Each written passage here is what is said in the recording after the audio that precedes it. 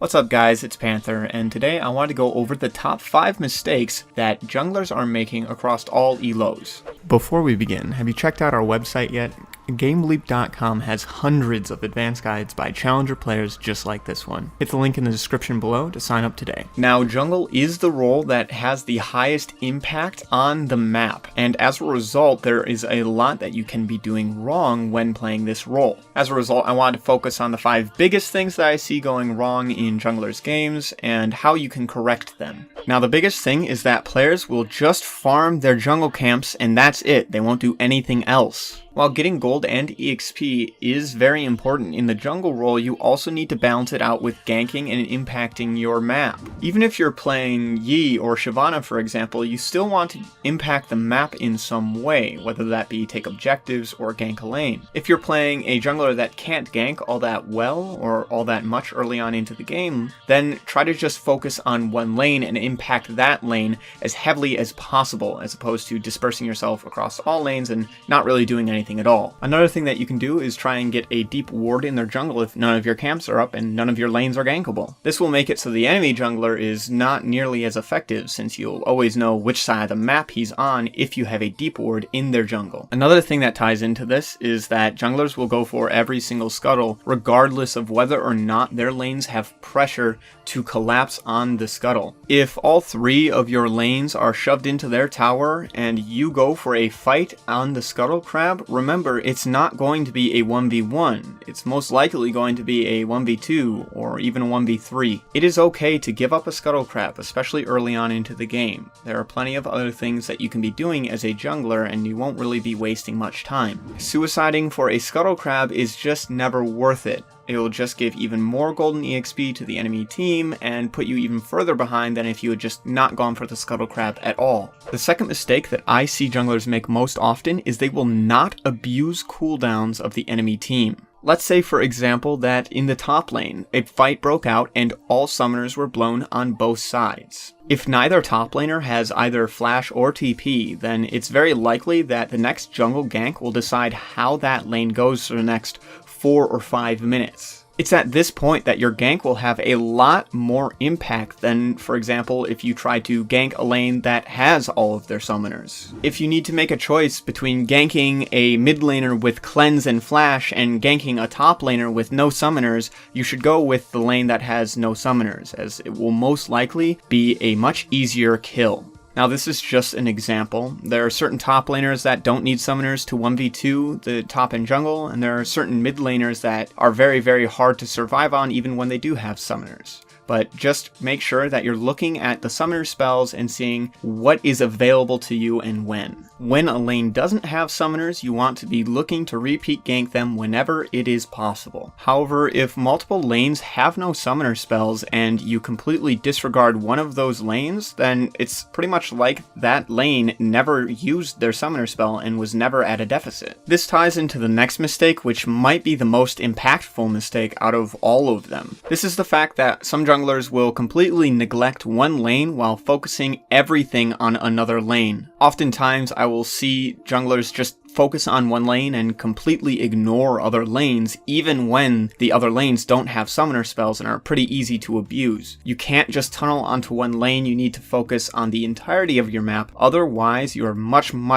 more prone to losing the game. Oftentimes you want to commit at least one gank to each lane and then focus the majority of your other ganks on other lanes. However, if you go the entire game without ever ganking one lane, you're most likely not going to win that lane because your pressure is not good at that point. The premise behind this is usually after your first gank, your ganks will become less and less effective. While the first kill in a lane is very, very important, subsequent kills after the first one give less and less and less. And while it's still building a lead for you, it's not going to give as much as one would in a lane with less kills or less of an advantage. Likewise, if you wait too long and let one lane get focused down by the enemy jungler, you're not going to be able to do anything for that lane because it's going to take so much investment to get your laner back into that game. Usually just one shutdown kill won't be enough to get a lane back into the game, and on top of that, you're going to have to play a lot better than the enemy in order to get that shutdown kill. This is why oftentimes it is best to try and give each of your lanes a small lead and then snowball one lane out of control afterwards, as opposed to just focusing on one lane from the get-go without ever helping any other lanes. Now, obviously, certain matchups are going to be ungankable, but this does not mean that you should not at least try to pressure their lane once. Remember, the longer you take to show on somebody's ward and in somebody's lane, the more and more aggressive they will play as they realize that you have no intention of helping your laner out. This is why, even if a gank isn't possible, you can still relieve some pressure on the lane just by showing up in their lane, kind of chilling out there for a little bit, and making sure the enemy laner knows that you're there and they can't do anything too aggressive. This is the reason why you will often see a lot of challenger junglers path to a lane before recalling. It's just an extra way to exert pressure on the map without actually having to take that much time out of your day. The fourth mistake that I see junglers making is that they will completely tunnel on one thing and that's it. If you main Udyr, sure, Udyr can solo dragon and he's good at doing that, but it doesn't mean that you should look to solo every dragon every game. It's conditional, right? You should play to fit the flow of the game, even if the flow doesn't match what you prefer doing. There should be certain games where you gank more, or you don't really gank all that much and all you do is take objectives, or you counter jungle a lot. But it should fit the certain game. You shouldn't look to be doing it in every single game. It's also okay to have a playstyle where you look to counter jungle more often. As long as you're still able to fit the other playstyles well, then it's not an issue. The issue comes when these players are unable to do anything aside from what they specialize in. There are some games where you're going to need to exert pressure on your lanes, or you're going to have to get dragons for your team. Make sure you're not falling into a habit of playing the game one certain way over and over and over again, because that can lead to you only being able to play the game that certain way. Make sure that there's enough variance in your play that you're able to fit any meta at any time. You need to be able to adapt to whatever that specific game needs. For example, if you're not comfortable soloing dragons and the enemy jungler solos 2 Infernal Drakes in the first 20 minutes, you stand a lot lower of a chance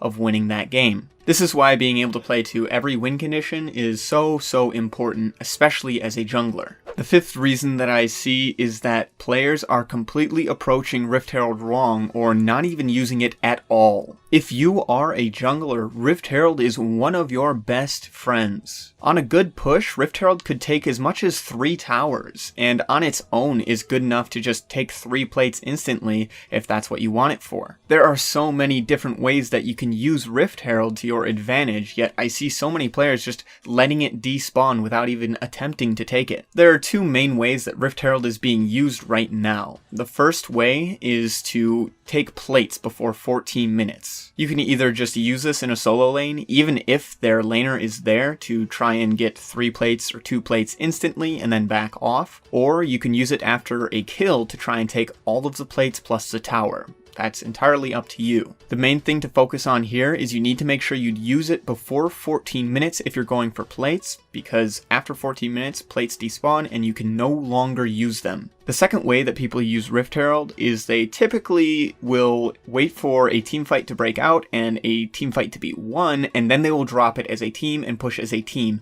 to try and get as many towers as possible. This is a very good way to use Rift Herald if you have a very strong mid-game comp. However, if it looks like you're not going to be able to win a team fight early on into the game, it's better just to use it for plates early, or just put it in a side lane to try and take a tower if plates have already despawned. Sometimes you're not going to be able to get a good push with Rift Herald, and that's okay. However, passing up the opportunity that Rift Herald does present is a huge mistake, and you should not be doing it in any of your games if possible. Another way that people sometimes use Rift Herald is they will put in a side lane while Baron is spawned to do a 20-minute Baron. However, I don't recommend doing this as it's kind of a 50-50 play that requires you to be pretty far ahead in the first place, so try and stick to the other two ways of using Rift Herald if possible. If you enjoyed this video, make sure to check out our website, GameLeap.com. We have hundreds of guides just like this one done by challenger players. If you really want to push your limits and increase your rank, this is one of the best ways for you to do that. Click the link in the description below and break free of your rank.